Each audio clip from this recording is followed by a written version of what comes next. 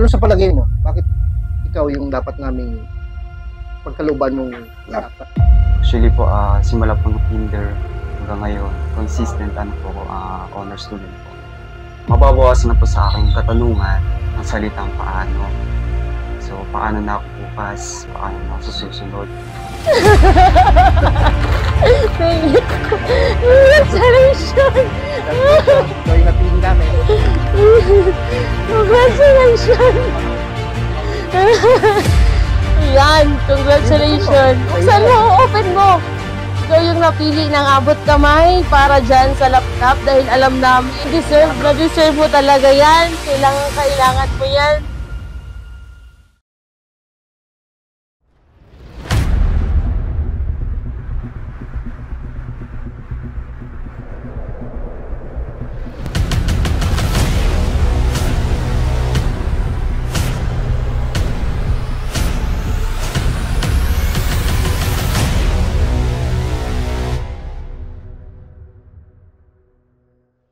Isang mapagpalang araw po mga kaabot kamay. Ang Abot Kamay TV team ay pupunta sa Barangay Bulaklakan para ibigay natin yung laptop para sa isang deserving na estudyante. Sana po samahan nyo kami at alamin natin ang tunay na kwento ng kanyang buhay.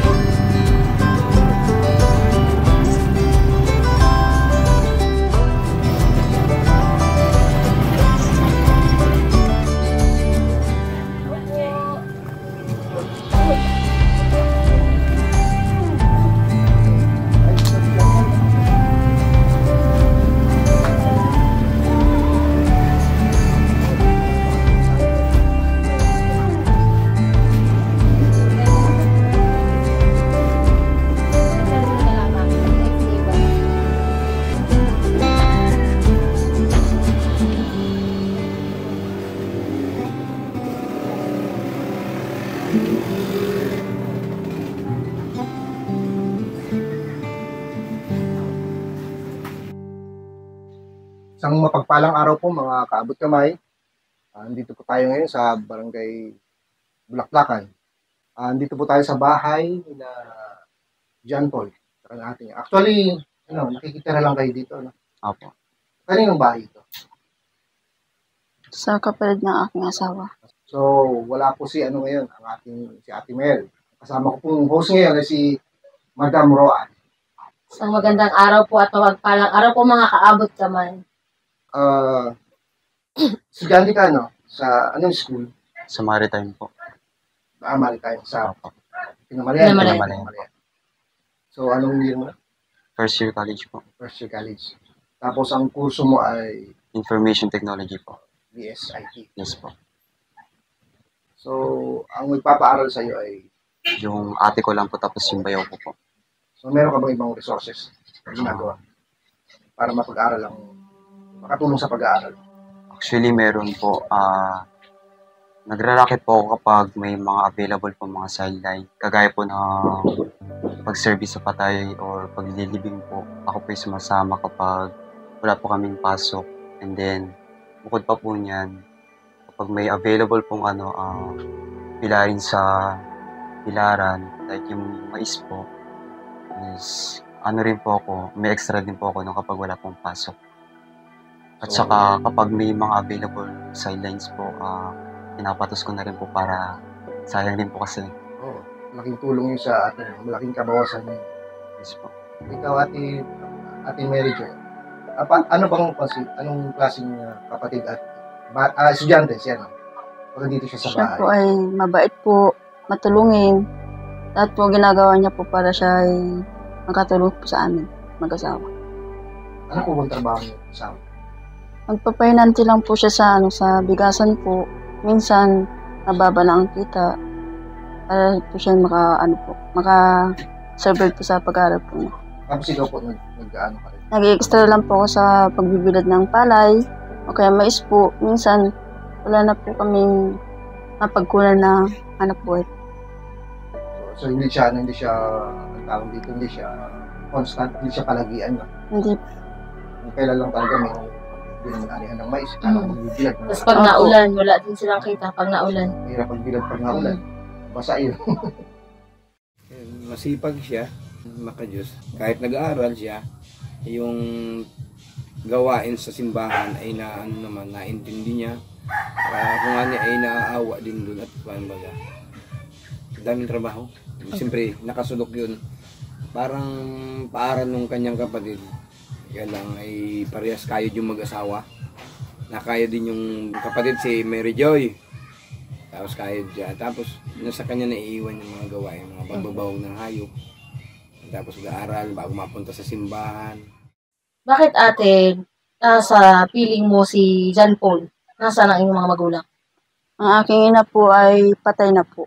Ang aking tatay naman po ay nasa kabilang bahay na po. Nasa kabilang bahay. Sa makabilang bahay. So dito ka na rin high school? Actually po, hindi po ako dito high school. Nag-senior high lang po. Senior high. Opo. Saan school? Alin po? Nag-graduate ng senior high. CSTI po. Yan po sa... Dito rin sa Bulaklakan. May mga awards ka nung pumapasok ka nung high school. Pag nag-graduate ka, may award ka. Yes po. Anong award mo? Nung high school po. Oo. Nung ano po kasi pandemic days po noon. And then, nag-graduate po ako as with honors po. May karangalan po.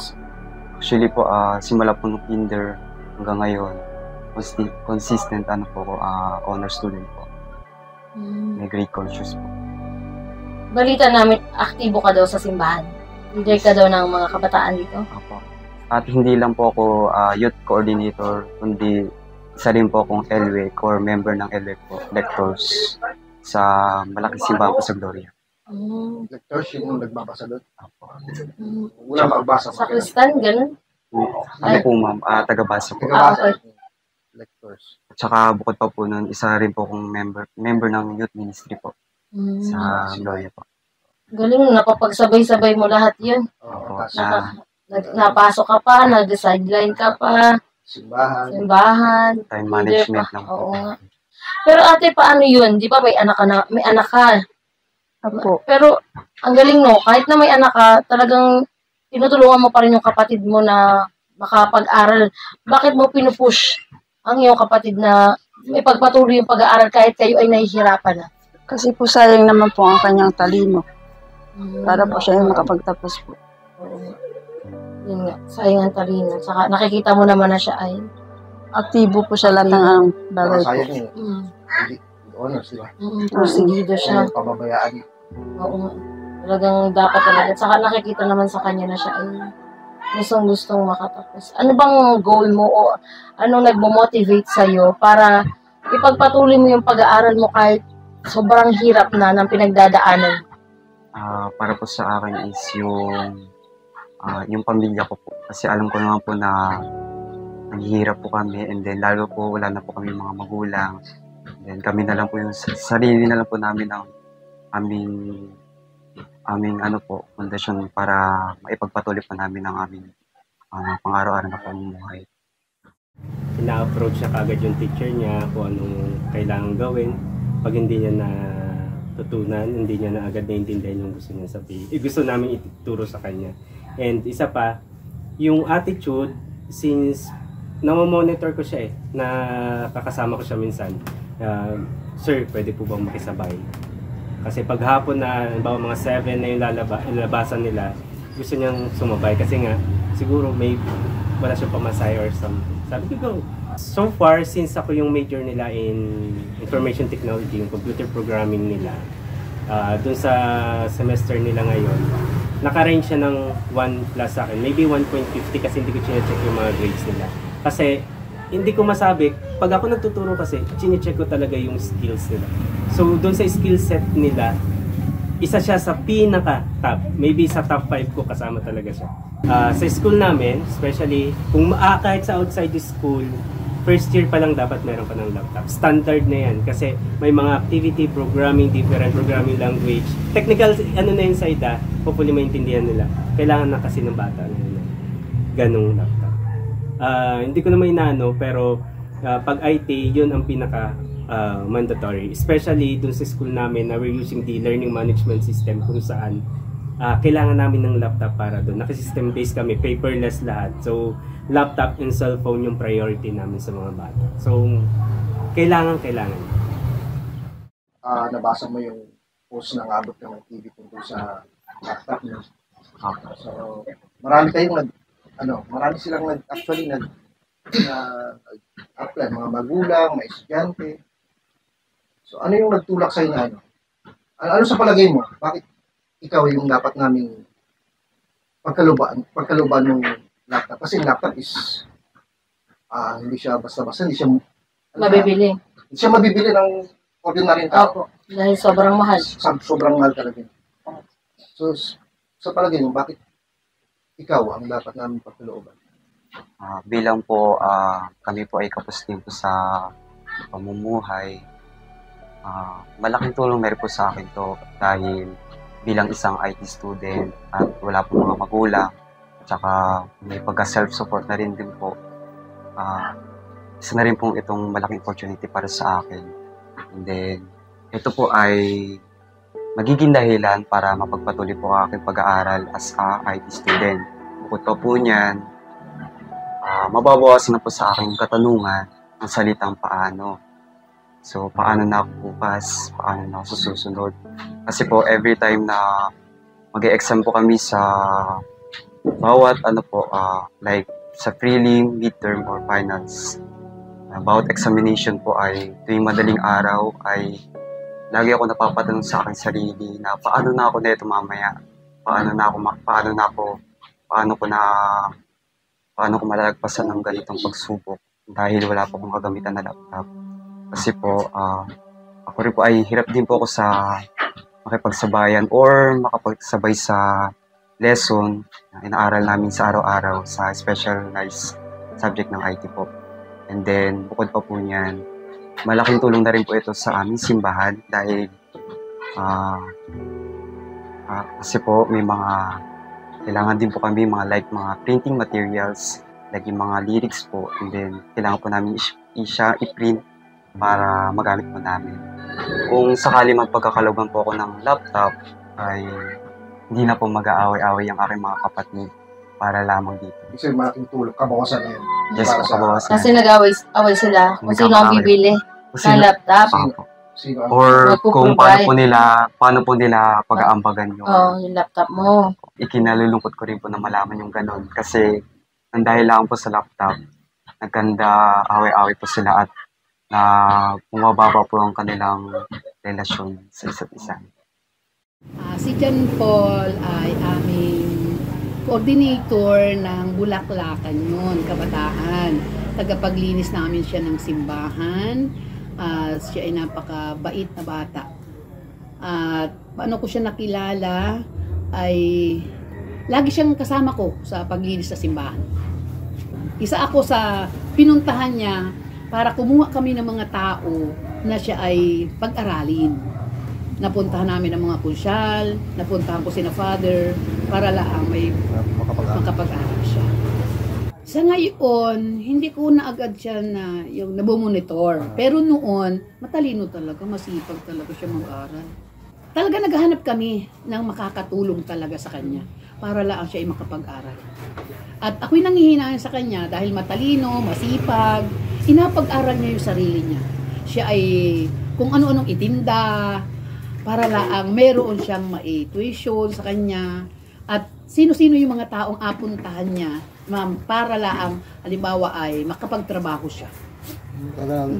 Naghahanap siya ng... Naghahanap talaga siya. Resources talaga. Resources, ng paraan para siya ay makapag-aral.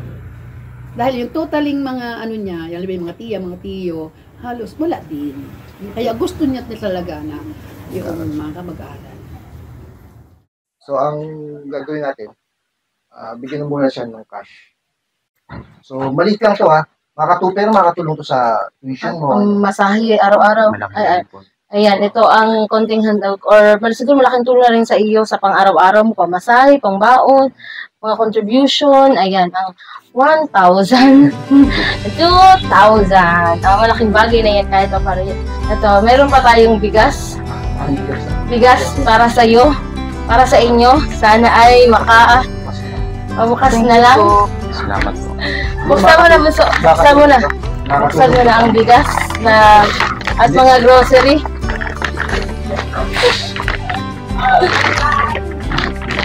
Buksan mo na.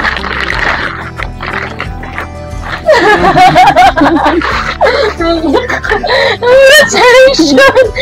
Salamat po. Maraming salamat po. Congratulations! Malopali mo po kami. Ayan, Salamat congratulations! Buksan mo, open mo! Ikaw yung napili ng abot kamay para dyan sa laptop dahil alam namin, deserve mo talaga yan. Kailangan mo yan. Salamat po. Kaya pakaingatan mo itong laptop na ito at alam kong kailangan mo yan. Malaking bagay at malaking tulong yan para sa iyo. Congratulations sa iyo. Pagbatihin mo pa yung pag-aaral mo, galingan mo pa. Wow! Galing! Galing. Yun, congratulations. Deserve mo. Siguro ay talagang araw-araw, oras-oras, minuto ka nagdadasal para dyan. Kaya, kita naman namin na deserve mo talaga yan. Tagal ko na rin po itong hinihiling. Hindi po ako college student. Oh, di ba? Malaking tulong sa course mo. Pakaingatan mo yan at saka, yan, malaking bagay yan sa iyo. Sa bagong laptop, sa sponsor po namin, maraming salamat. Ayaw po kasi niya magpakilala. Ating sponsor. Maraming salamat po. Maraming salamat po. At ako po, kasama yung ang team ng Abot Kamay TV ay lagi pong nag-iiwan sa inyo na ang karangalan po ng Abot Kamay TV. Ayan, Maraming salamat. Thank you po. Thank you po. Maraming salamat po. Hindi ko po in-expect na ako po talaga makakapagtanggap ng ganitong malaking biyaya. And then, tsaka hindi na rin po akong mahihirapan sa aking kaklase at magmamakaawa pa. Tsaka hindi na rin po ako mag-isip pa sa madaling araw kung paano ako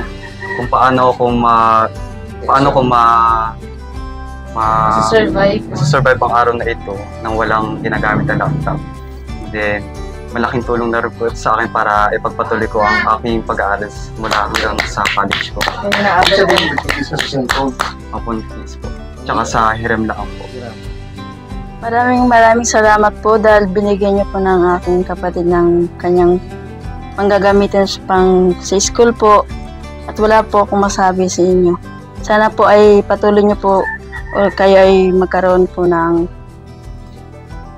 tulungan yung mga taong nangangailangan po.